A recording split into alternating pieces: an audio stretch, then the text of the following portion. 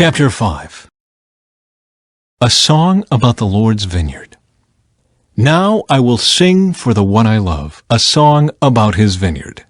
My beloved had a vineyard on a rich and fertile hill.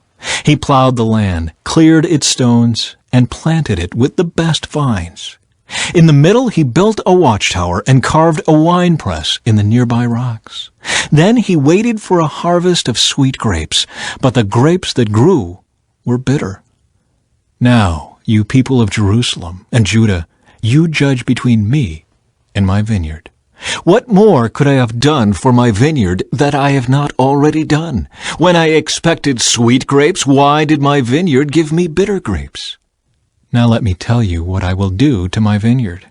I will tear down its hedges, and let it be destroyed. I will break down its walls, and let the animals trample it. I will make it a wild place where the vines are not pruned, and the ground is not hoed, a place overgrown with briars and thorns. I will command the clouds to drop no rain on it. The nation of Israel is the vineyard of the Lord of heaven's armies. The people of Judah are his pleasant garden.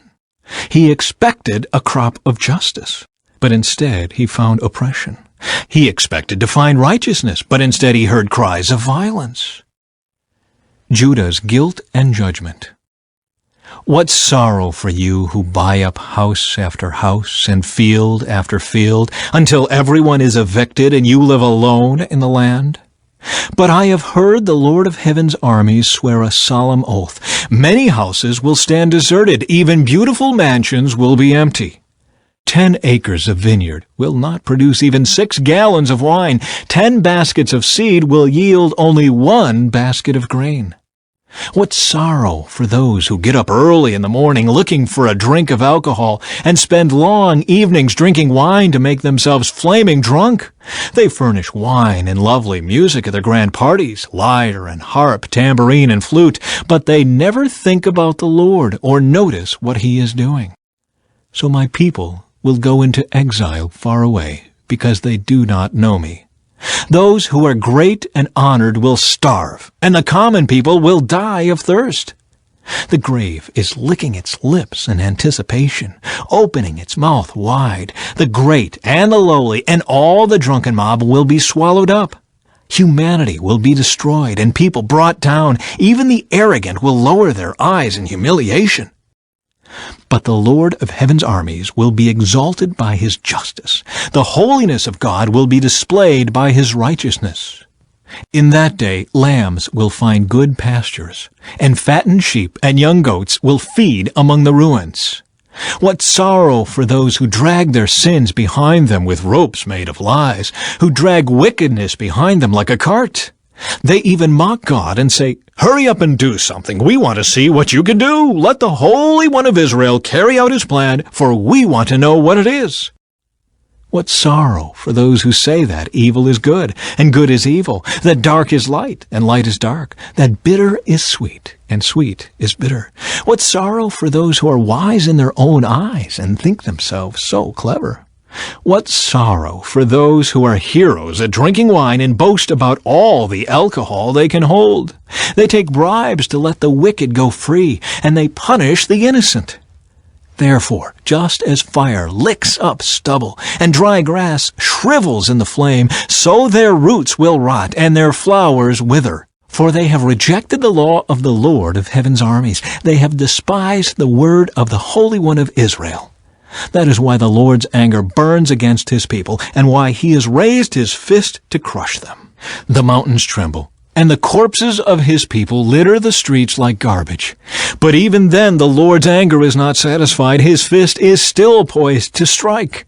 He will send a signal to distant nations far away, and whistle to those at the ends of the earth. They will come racing toward Jerusalem.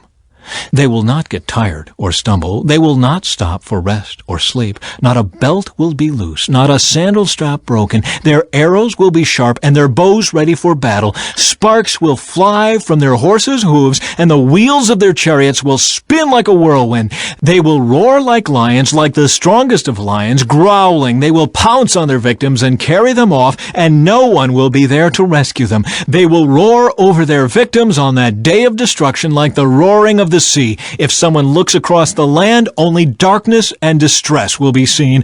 Even the light will be darkened by clouds. Chapter 6. Isaiah's cleansing and call.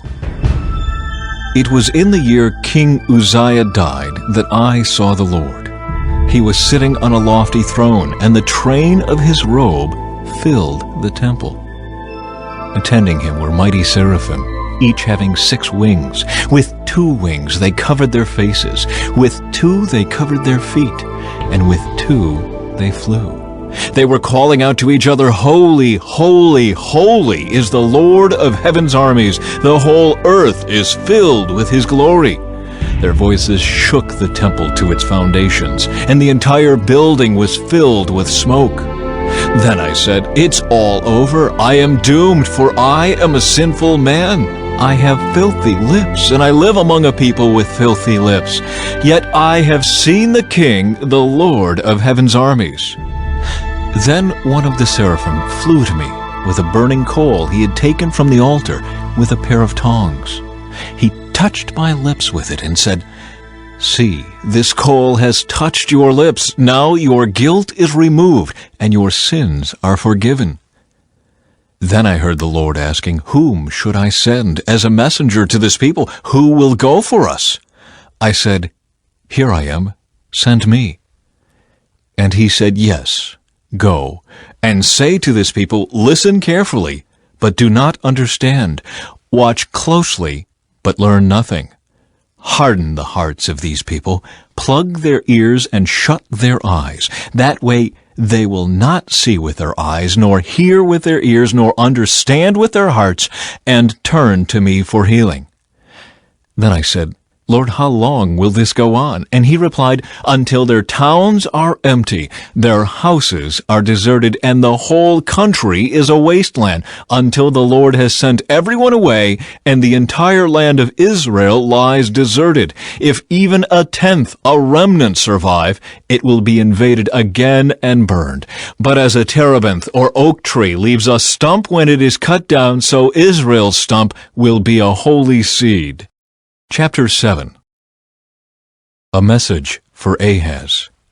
When Ahaz, son of Jotham and grandson of Uzziah, was king of Judah, King Rezin of Syria, and Pekah, son of Remaliah, the king of Israel, set out to attack Jerusalem. However, they were unable to carry out their plan. The news had come to the royal court of Judah, "Syria is allied with Israel against us."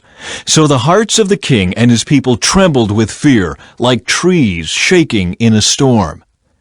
Then the Lord said to Isaiah, "Take your son Shear-Jashub, and go out to meet King Ahaz. You will find him at the end of the aqueduct that feeds water into the upper pool, near the road leading to the field where cloth is washed. Tell him to stop worrying. Tell him he doesn't need to fear the fierce anger of those 2 burned-out embers, King Rezin of Syria and Pekah, son of Remaliah. Yes, the kings of Syria and Israel are plotting against him, saying, 'We will attack Judah and capture it for ourselves. Then we will install the son of Tabeel as Judah's king.' But this is what the sovereign Lord says.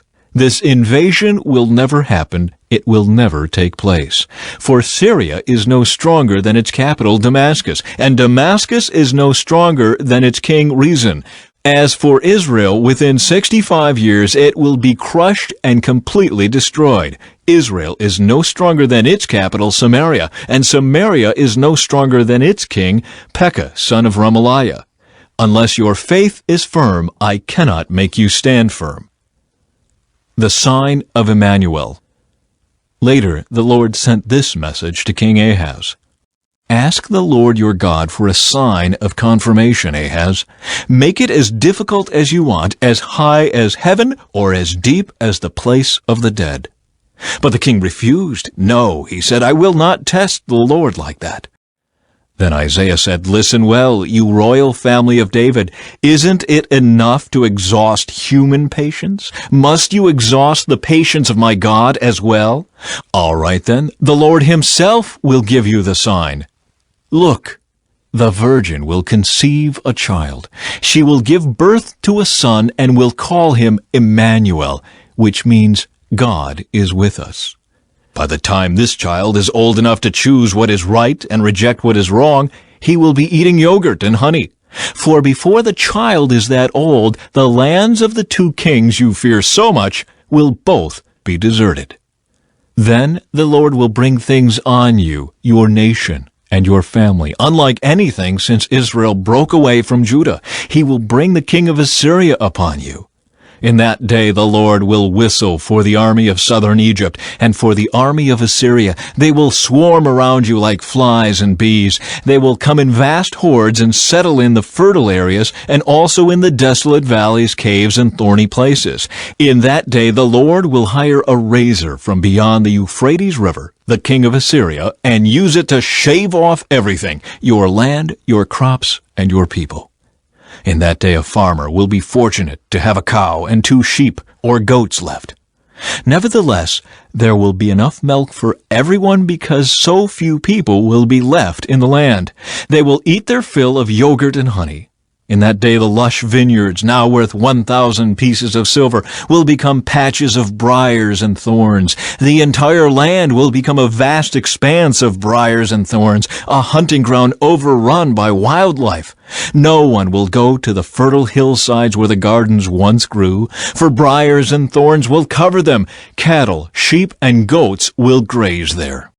Chapter 8. The Coming Assyrian Invasion. Then the Lord said to me, Make a large signboard and clearly write this name on it, Maher-shalal-hash-baz.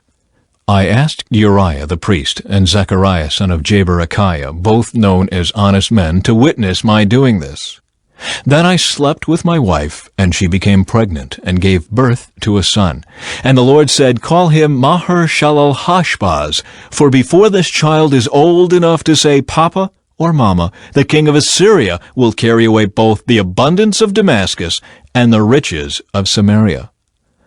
Then the Lord spoke to me again and said, My care for the people of Judah is like the gently flowing waters of Shiloh, but they have rejected it.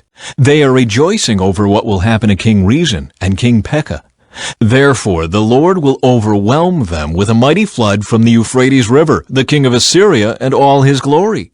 This flood will overflow all its channels and sweep into Judah until it is chin-deep. It will spread its wings, submerging your land from one end to the other, O Emmanuel. Huddle together, you nations, and be terrified. Listen, all you distant lands. Prepare for battle, but you will be crushed. Yes, prepare for battle, but you will be crushed. Call your councils of war, but they will be worthless. Develop your strategies, but they will not succeed, for God is with us. A call to trust the Lord. The Lord has given me a strong warning not to think like everyone else does.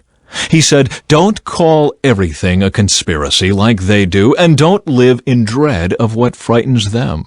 Make the Lord of heaven's armies holy in your life. He is the one you should fear. He is the one who should make you tremble. He will keep you safe. But to Israel and Judah, he will be a stone that makes people stumble, a rock that makes them fall. And for the people of Jerusalem, he will be a trap and a snare. Many will stumble and fall, never to rise again. They will be snared and captured. Preserve the teaching of God. Entrust his instructions to those who follow me. I will wait for the Lord, who has turned away from the descendants of Jacob. I will put my hope in him. I and the children the Lord has given me serve as signs and warnings to Israel, from the Lord of heaven's armies who dwells in his temple on Mount Zion. Someone may say to you, Let's ask the mediums and those who consult the spirits of the dead. With their whisperings and mutterings, they will tell us what to do. But shouldn't people ask God for guidance? Should the living seek guidance from the dead? Look to God's instructions and teachings. People who contradict his word are completely in the dark. They will go from one place to another, weary and hungry. And because they are hungry, they will rage and curse their king and their God. They will look up to heaven and down at the earth, but wherever they look, there will be trouble and anguish and dark despair. They will be thrown out into the darkness.